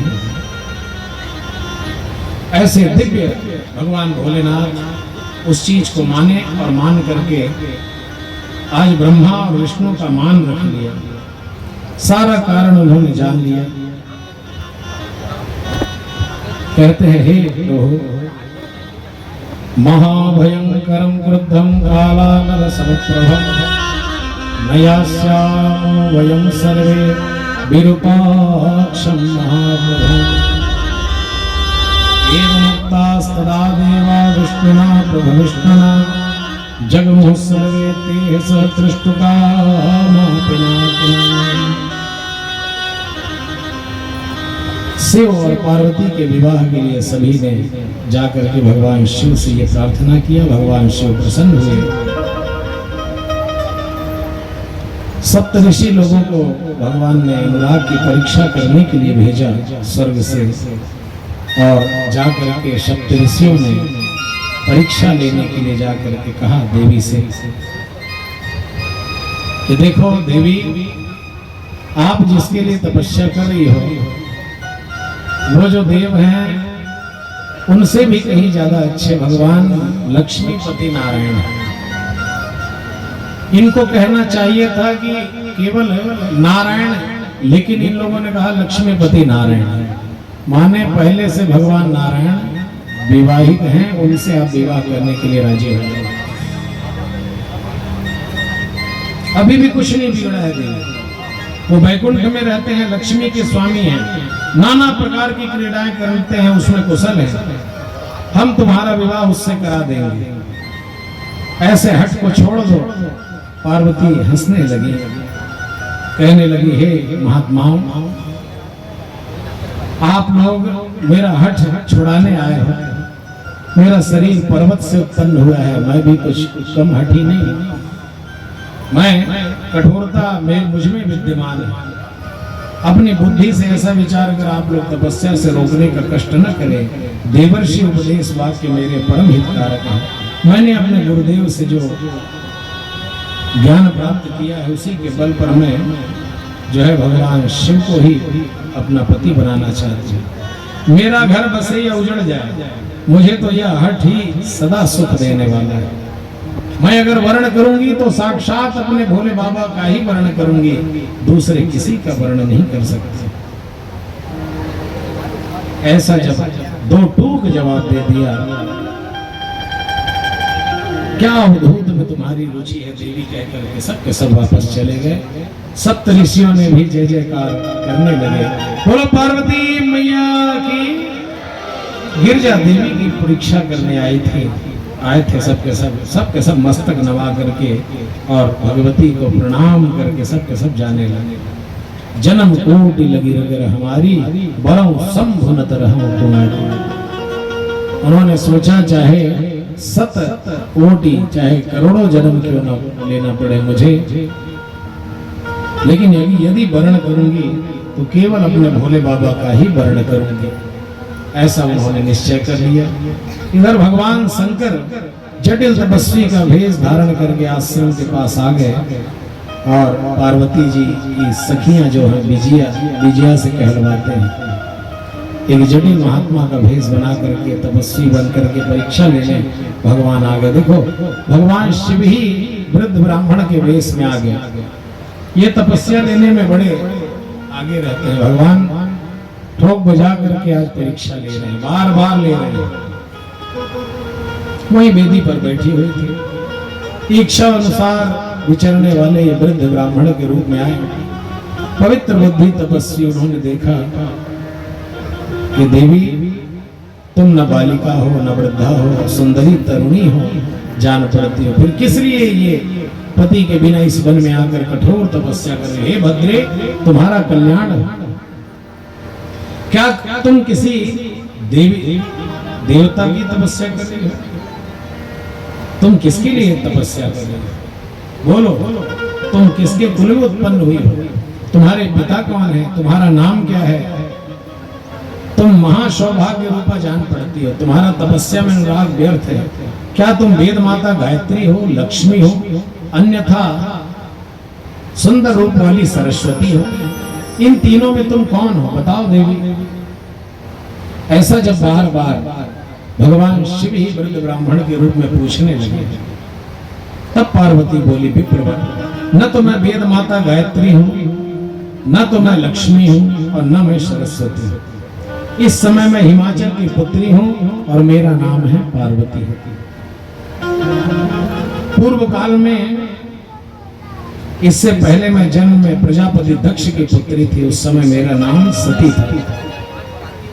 एक दिन पिता ने जब अवज्ञा किया तो वहीं जाकर के मैं पिता के ही यज्ञ में अपने शरीर को जो है भस्म कर दिया। यहाँ दीर्घ काल से तपस्या कर रही हूँ, अपने प्राण वल्लभ को पा नहीं सकी हूँ, इसलिए अग्नि में प्रवेश करना चाहती हूँ। इतने में ही आपको आया देखा, क्षण भर के लिए मैं ठहर गया। आप ही अब आप जाइए, मैं अग्नि में प्रवेश करूंगी, क्योंकि भगवान शिव ने मुझे स्वीकार नहीं किया। किंतु जहां जहां मैं जन्म लूंगी वहां वहां शिव का ही वर्ण करूंगी। ब्राह्मण देवता के सामने जब ऐसा बोली तो बड़ा आश्चर्य है कि ये देवी तो मुझे ही पाने के लिए इतना कठोर तपस्या कर रही है। यदि इसे मैं नहीं मिला तो ये अग्नि में समा जाएगा। हे पार्वती, तपस्या के प्रभाव से वह आग उसी क्षण चंदन पंख के समान शीतल हो गया जैसे ही उसमें प्रवेश किया। आकाश की ओर उड़ने लगे। जब ब्राह्मण रूपधारी शिव ने सहस हंसते उनसे पूछा, अहो भद्रे, तुम्हारा तप क्या है? या कुछ भी मेरी समझ में नहीं आ रहा। इधर अग्नि से तुम्हारा शरीर नहीं जला, यह तो तपस्या की सफलता का सूचक है, परंतु अब तक तुम्हें अपना मनोरथ प्राप्त नहीं हुआ, इससे उसकी विफलता प्राप्त होती है। जो तुम भगवान शिव की तपस्या कर रही हो, आज भगवान भोलेनाथ ऐसी परीक्षा ले रहे हैं मेरे प्यारे श्रोता। हर परिस्थिति में भगवान के कृपा का दर्शन करना चाहिए, चाहे कभी भी हो।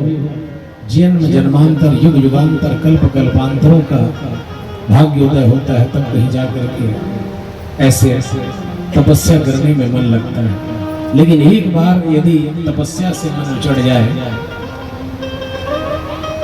कितने बार भगवान परीक्षा ले रहे हैं, एक बार नहीं। अभी तो साधारण कोई मनुष्य रहे तो वो कब का तपस्या छोड़ दिए रहते। लेकिन धन्य है पर्वतराज की पुत्री, जिन्होंने इतनी परीक्षा के बाद भी भगवान का भजन करना, तपस्या करना नहीं छोड़ा, कठोर तपस्या करती जा रही है। अब भगवान रुद्र हंसते हुए बोले, सखियों से कहा कि देवी देखो, तुम्हारी ये देवी जो है इतना तपस्या कर रही है, इससे तो साक्षात महादेव प्रसन्न ही होने चाहिए। पार्वती जी की बात सुनकर जटाधारी ब्राह्मण ने शिव जी की निंदा करते हुए उनकी ओर कहने लगे। कहते हैं कि हे देवी, इस समय मेरे मन में यह जानने की प्रबल इच्छा है कि जिसके लिए तुम ये तपस्या कर रही हो, ये किसके लिए कर रही हो? और जिसके लिए कर रही हो ना, वो तो अवघड़दानी है। धोती की जगह बाघ का चाम पहनता है, चादर की जगह हाथी की खाल ओढ़ते हैं, हाथ में भिक्षा का मांगने का पात्र रखते हैं, कपाल, झुंड के झुंड सांप उनके सारे अंगों में लिपटे रहते हैं। ऐसा विष खाकर के ही पुष्ट होने वाले अभक्षा भक्ष शंकर के लिए तुम इतनी दिव्य तपस्या कर रही हो। वो शिव कैसा है? अमंगल वेश धारण करता है, भस्म चिता की राख लगाता है, नागों का माला पहनता है। ऐसे अवघड़दानी को तुम जो है अपना पति बनाना चाहती हो, उसके लिए इतना कठोर तपस्या कर रही हो। अरे नंग धड़ंग घूमने वाले हैं, वो तो दिगंबर हैं, सारी दिशाएं ही जिनका अंबर हो, ऐसे दिगंबर होकर के घूमते हैं। हे देवी, हमें लगता है कि तुम बिल्कुल गलत कर रही हो, अनुचित कर रही हो। ऐसे पति को पाने के लिए इतनी कठोर तपस्या कर रही हो। यही सोच करके सती को बार बार बोलने लगे, तुम तो स्त्रियों में रत्न के समान हो, तुम्हारे पिता समस्त पर्वतों के राजा हैं, फिर तुम क्यों उस तपस्या की अभिलाषी हो जिसको पाने के लिए तुमने इतना कठोर तपस्या किया? हे देवी, जिसके नेत्र प्रफुल्ल कमल दल के समान है, भगवान भोलेनाथ के स्वरूप के बारे में मां भगवती बताती है कि जिनको आप अवघड़दानी कह रहे हो, जैसे कि उनके कोई माता पिता नहीं है, इसलिए उनको आप पति रूप में पाना चाहते हैं। वो अनादि है, वो अनंत है, वही सत्य है, वही सनातन है, इसलिए मैं उन्हीं को वर्ण करना चाहती हूँ। भगवान के प्रत्येक मस्तक पर तीन नेत्र हैं, 5 भगवान के मस्तक हैं, और 15 नेत्र वाले ऐसे सदाशिव को मैं अपना पति बनाना चाहती हूँ। कहा अच्छा। ऐसे दिव्य बहुत सारी परीक्षा ली पार्वती जी ने, बहुत फटकारा उनको। कहा कि बाबा जी, अब तक तो मैंने यह समझा था कि कोई दूसरे ज्ञानी महात्मा आ गए, परंतु अब ज्ञात हो गया कि आपकी कलई खुल गई। आपने क्या कहा? विशेषतः उस दशा में जिनका अद्भुत वेश है, परंतु वास्तव में साक्षात परब्रह्म परमात्मा ही भगवान सदाशिव है। ऐसे भगवान सदाशिव के लिए आप सब लोगों ने अपशब्दों का प्रयोग किया।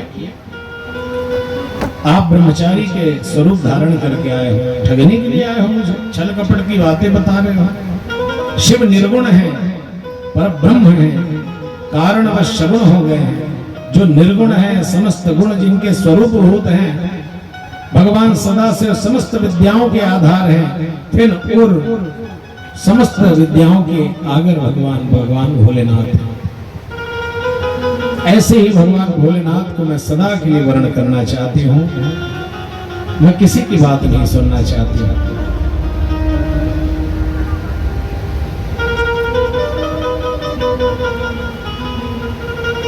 जब बार बार ऐसे सब परीक्षाओं में परिपक्व निकली पार्वती जी महारानी, सभी परीक्षाओं में पास हुआ, तब भी भगवान ने और परीक्षा ली। भगवान नट बन करके पहुंचे, एक नटराज के रूप में भगवान पहुंचे। कैसे है नटराज? एक हाथ में भगवान संगीत धारण किए हैं और एक हाथ में डमरू, और जैसे पहुंचे उनके नगर में जाकर के खूब नृत्य किया भगवान ने। बोल शंकर भगवान की। ये भी परीक्षा लेने का एक इनका कारण है। ऐसा रूप बनाया भगवान ने कि जोरदार भगवान जाकर के डमरू बजाते हैं और जोर जोर से नाचते हैं। आज दया करने के लिए, कृपा करने के लिए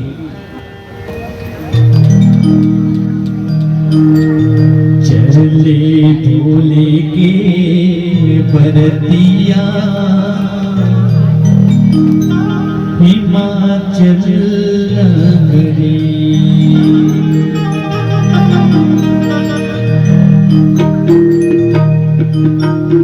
चले भोले के बरतिया हिमाचल नगरी, चले भोले ताली बजाते हैं भाव से। चले भोले के बरतिया हिमाचल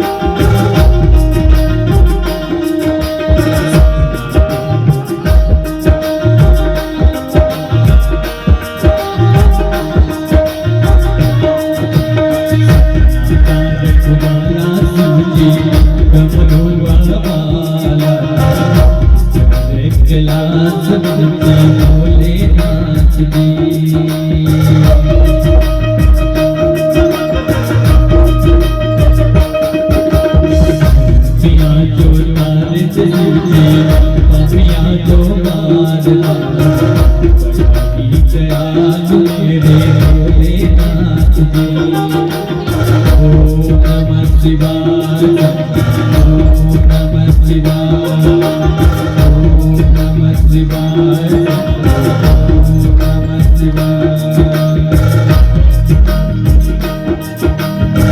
तेरी पहली गंगा काम मेरा हो जाता, नाम तेरा डुबलता।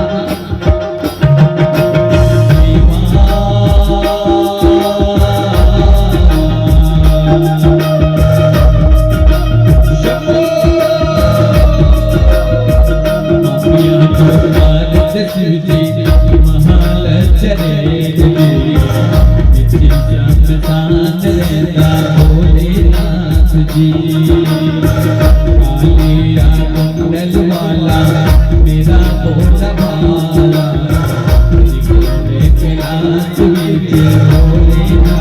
जी मेरा भोला है भंडारी, करे बंदी सवारी शंभुनाथ शंकर नाथ शंभुनाथ शंभु।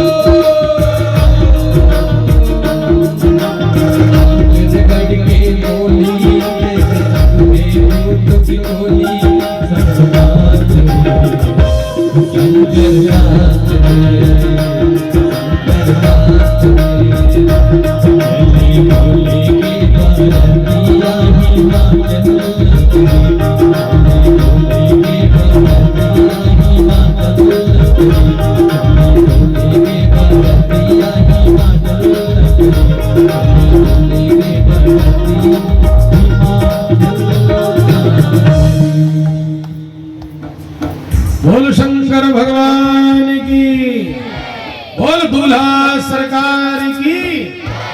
क्या गजब सजे हैं आज भगवान है, देखने वाले भी आश्चर्यचकित हो जाए मेरे प्यारे श्रोताओ।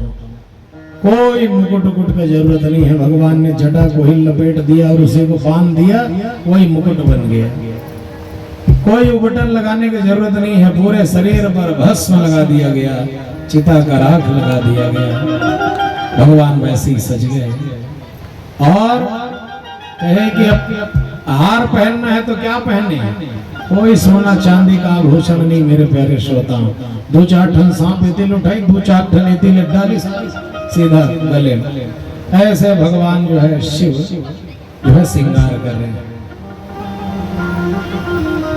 ससी ललाट सुंदर शिर गंगा, नयन तीन उपबीत भुजंगा। जनेऊ भी पहनते हैं तो सांपों का ही, बिच्छुओं को यहाँ पर कुंडल बना करके लटका लिया भगवान ने। उखर पूछी ऊपर ढल लटका दे रहा है और तरीढ़ उखर हाथ में नहीं से कांपत रहा है बिच्छी के। ऐसे बिच्छुओं को भगवान कान में लटका लिया। बाघंबर ऐसे भगवान धारण कर लिए। सबने पूछा सज गए? लोगों ने कहा हाँ हाँ सज तो गए हैं, सब तैयारी हो गया पूरा, हम सज गए। तो चलोगे किस में फिर वाहन भेजें? भगवान ने कहा जिंदगी भर हम अपने वाहन में ही चढ़े हैं, तो हम मंगनी वाले में नहीं चढ़ेंगे। नारायण ने कहा कहो तो भेज दे। कहना हमारे पास जो है हम उसी में संतुष्ट हैं। भगवान के पास क्या है? नंदी की सवारी है। किसकी सवारी है? चाहते तो वो अलग से स्पेशल वाहन मांग सकते थे नारायण से, कुछ दिन के लिए तुम्हारा गरुड़ दे दो, उड़ा पहुंच जाएंगे। चाहते तो इंद्र को आज्ञा देते तो इंद्र अपना हाथी ला के दे देता जी ऐरावत। लेकिन भगवान शिव ने कहा ना, किसी दूसरे की मांगी हुई वस्तुओं को क्या दिखाने के लिए ले जाने, हमारे पास जो है वही सही है। अब उसमें भी सीधा साधा नहीं बैठे, उल्टे ही बैठे, आगे की तरफ सिर नहीं किए। क्यों? क्योंकि हमारे सब जितने भूत प्रेत हैं सबको देखेगा कौन अगर हम आगे देखने लगे। तो भगवान जानबूझ करके नांदिया बैलम बैठे तो उल्टा बैठे, सिर उधर था और पूछ जिधर था उधर, भगवान ऐसे बैठे थे। गजब। और जितने भूत प्रेत भी साथ थे, हम भी चलेंगे, हम भी चले, बोले सब चलो। नारायण ने कहा गजब हो जाएगा, ऐसा ले जाओगे हंसी हो जाएगा। बोले नहीं नहीं, हंसी हो चाहे शादी हो चाहे ना हो, हमारे सब गण हैं तो हमारे साथ जाएंगे। और एक दो नहीं, असंख्य गण गए हैं, ऐसा लिखा है। हाँ, लाल बत्ती भी। ऐसे भगवान गणों के साथ गए हैं, असंख्य प्रमथ गणों के साथ गए। भूत प्रेत पिशाच डाकिनी सागनी सब उड़ उड़ करके आने लगे। और बारात में सभी के सभी शामिल हो गए। सबने दूल्हा देव सरकार का जयकारा लगाया। बोल दूल्हा सरकार की।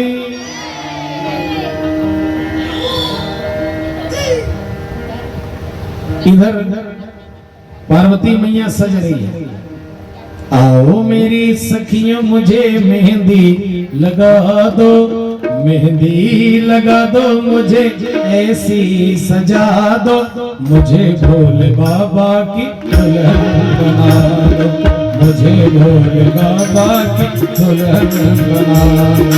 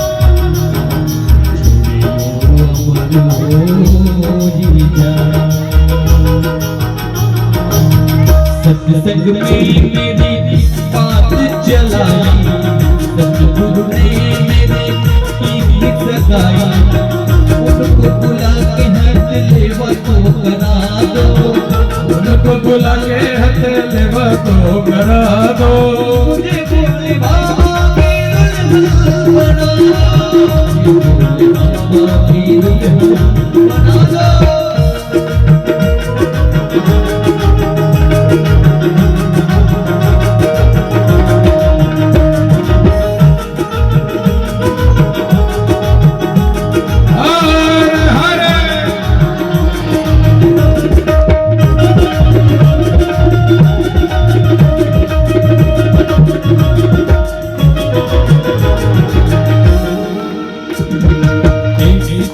चूड़ी जो कबू ना टूटे, समर दुल्हा जो कबू ना टूटे,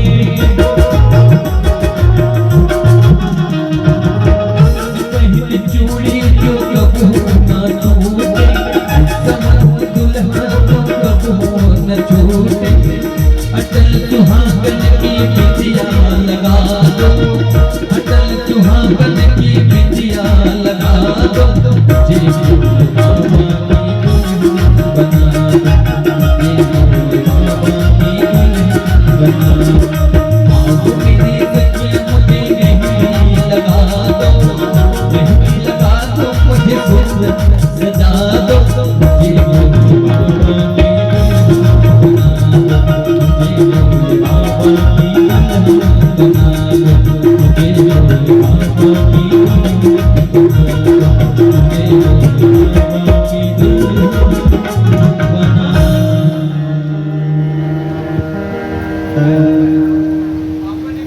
ऐसे भोले बाबा सज करके जा रहे हैं। उधर जब हिमाचल के यहाँ बारात पहुंची, लोगों ने देखा कि बारात आ रही है, बारात आ रही है। तो जैसे हमारे और आपके यहाँ भी बारात आता है, लौकिक रीति का अनुसरण करते हुए समस्त बालक लोग सबसे ज्यादा पहले पहले दौड़ते हैं बच्चे लोग। बारात आ गया ऐसे कैसे दौड़ते हैं। बच्चे लोग दौड़े दौड़े गए तो उन्होंने बारात देखा, और जैसे देखा तो जिसने देखा वो बताने के लायक नहीं रहा, क्योंकि ऐसा भूत प्रेत पिशाच डाकिनी साखिनी कि को मुखहीन विपुल मुख का हो। किसी के मुख है तो मुख ही मुख है, शरीर भर में मुंह ही मुंह है, और नहीं है मुंह तो उसके एक भी मुंह नहीं है। किसी के हाथ है तो पूरे शरीर भर में हाथ ही हाथ है, और जिसके नहीं दिया है हाथ उसके हाथ ही नहीं है। और कई लोगों के शरीर में आंख है तो पूरा शरीर भर में आंख ही आंख है, खाली आंखी ही में रीते न तेनो ही में बनी पूरा हाथ गोड़ पीठ पेट सब पे डर आंखी। बताओ ऐसा रीते भगवान भगवान शंकर जी संग मरी थे लेकिन, और जेकर गोड़ दे है तेकर गोड़े गोड़, और जिन देल भुलाए तेकर गोड़े नहीं उड़ावा थे बिना गोड़ के ऊपर। ऐसे ऐसे भूत प्रेत सब के सब भगवान भोलेनाथ के साथ चल रहे हैं। अब लड़का मन देखे नहीं डर रहे, जो डर रहे नहीं भागत गिन और कपाट बंद करके बिस्तर में जाके लुका गए और कांपे धन का हो गए, कहे बुखार आ गए, कहे काला देख के, कहे बाराती मानी, और दूल्हा ला देख भी नहीं करे मन, खाली बारात ला देख के बुखार चढ़ जाए। ऐसा बारात महादेव। बारातियों को अगर कोई देख लेता था तो वो कहता था कि भैया जीते जी बारात देख ले, बहुत बड़ा सौभाग्य, क्योंकि जो देख लेगा या तो मर जाएगा या बुखार में वो अंदर ही हो जाएगा। ऐसे बारातियों को देख देख करके बच्चे जा जा करके तोतली भाषा में बताते हैं, बता नहीं पाते हैं। इधर नारद जी को बुलवा करके मैना जी ने ऊपर से ही देखना प्रारंभ किया। माताएं अटारी से ही देखना पसंद करती है, ऊपर छतों में से। बोले कि बताओ दूल्हा कहाँ है, मैं भी तो देखूं कि मेरी पुत्री ने किसके लिए इतना तपस्या किया, किसको पाने के लिए। तो सबसे पहले इंद्र जो है ऐरावत पर आ रहे थे, आगे आगे हाथी में चढ़ करके आ रहे थे, सफेद हाथी। ऐरावत कैसा है? सफेद है, धवल हाथी है। हाथी में चढ़ करके आगे आगे उनके साथ में बहुत सारे देवता थे। उन्होंने कहा ये कौन है, यही है क्या दूल्हा? नहीं नहीं, ये दूल्हा नहीं है, ये तो दूल्हा के सेवक हैं, ये पानी भरते हैं उनके यहाँ। बोले कहा अच्छा गजब है, जब सेवक इतने अच्छे हैं तो दूल्हा कितना अच्छा होगा। एक एक करके सब देवता आने लगे। ब्रह्मा जी आने लगे तो बोले ये कौन है? ये उनके आज्ञा का पालन करने वाले हैं, बुजुर्ग हैं, ये शादी में भी आए बाराती बच्चे। अच्छा अच्छा अच्छा। जब भगवान नारायण आने लगे तो नारायण को देखा तब तो लगा यही है दूल्हा। बोले नहीं नहीं, ये उनके मित्र हैं। कौन है? ये उनके मित्र हैं, दोस्त हैं। अच्छा, जब मेरे दूल्हा सरकार के दोस्त इतने सुंदर हैं तो दूल्हा कितने सुंदर होंगे। इंद्र यम आए, वरुण आए, ऐसे धीरे धीरे चंद्रदेव आए, सबके सब आने लगे। सुंदरता का बखान होने लगा एक दूसरे के, लोग कितने सुंदर हैं। धीरे धीरे धीरे धीरे और आगे बात चली तो देखते देखते भगवान भोलेनाथ की जो टीम है वो आगे आने लगी। आगे आगे बाराती, पीछे पीछे वो। बोले ये सब कौन है? कहे यही सब उनके गण हैं, नंदी भृंगी आदि सब के सब गण लोग आगे आगे आगे। उन लोगों को भी देख करके बड़ा आश्चर्य हुआ। भूत प्रेतादिक लोगों को देखा, तब तक तो देखने का शक्ति ही नहीं रह गया। बोले बस अब नहीं देख सकते, कहे चले गए। इधर भगवान भी जनवासे में चले गए। आज जनवासे में भगवान चले गए। पहले जनवासे ही होता था, जैसे स्कूल वगैरह या कोई कमरा किसी को दे दिया जाता था रहने के लिए, ऐसे ही भगवान शिव के लिए भी जनवासा बना। उसी जनवासे में रहे। समस्त लोगों के लिए स्वागत सत्कार का जो है यथोचित सभी ने स्वागत किया। इधर बाद में भगवान शिव जो है चले परछन चले। भगवान शिव जब जाते हैं परछन के लिए तो उसी रूप में जाते हैं, नांदिया में चढ़कर जाते हैं। जैसे ही मैना देवी आती है परीक्षण के लिए, तो जब थाली लेकर के रहती है तब नीचे तक का तो मामला बिल्कुल सही रहता है। आरती उतारने लगती है परीक्षण करके जैसे ही, तो ऊपर की ओर जैसे ही आरती घुमाने लगती है, तो जो आरती घुमाती रहती है ना, उसी के दिया का थोड़ा सा लव, वो थोड़ा सा बिच्छू सांप डर की स्थान दोनों 18 देख के डर रहा गया, ये कहा इसे जौहर हो गई, तुरंत थाली लोहे में पटक दी और दैया मैया करत भाग के खड्डा अंदर। ये कैसे दूल्हा है, आरती करत है, सांप बिच्छी में हड़बड़ा था। मानो मैना ने मनी मनी में ये कहा कि ऐसे जामाता को मैं क्या जल से स्नान कराऊं जिसके सिर पर ही गंगा जी है। बोल गंगाधर भगवान की। उसके तो सिर पर ही, जटा पर ही गंगा है। उसके अंदर वह जरूर हाथ दिया, वह वस्तु डाल दी और